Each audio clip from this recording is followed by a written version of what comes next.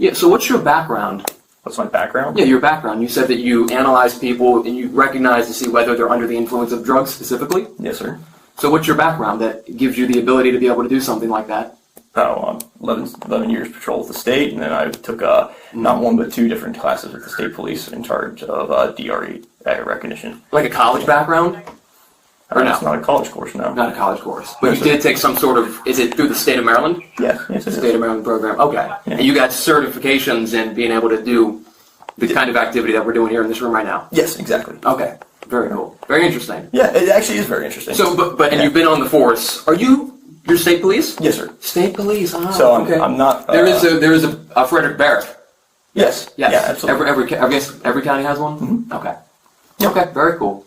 I do have to read you your Miranda rights. My Miranda rights, yes, sir. Because what we're going to be talking about is going to dip into things that could potentially incriminate yourself. Give me 1 second. Should anything legal actually be going on. I'm not saying that anything is, but I do have to read you these rights, okay? You have the right to remain silent. Anything you say or write may be used against you in a court of law. You have the right to a lawyer before answering any questions and have a lawyer present at any time before or during questioning. If you now want the assistance of a lawyer but cannot afford to hire one, you will not be asked any more questions at this time, and you may request a court to appoint a lawyer for you without charge. If you agree to answer questions, you may stop at any time and request the assistance of a lawyer. No further questions will be asked of you. Do you understand these rights that I've read to you?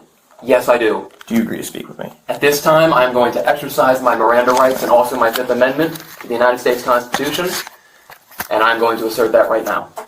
Okay, that's fine. Thank you very much, officer. Do you have anything else for me right now? Not at this moment. I mean, if you don't want to do the DRE eval. Well, I mean, I am going to actually. You read me those rights. Those are my rights. Yes. Yes, of course. And I'm going to exercise them. Okay. As I'm sure that I was if you respect or you would understand. I'm not going to ask you anything. I was under the impression that you wanted to do the DRE eval to prove that you weren't impaired. But Well, actually, what I said to the officers earlier was they did and I said this to them on the scene. I said, if you would like to give me a breathalyzer, I'm more than willing to take your breathalyzer to see what would come up. And, I know 0, so we did that.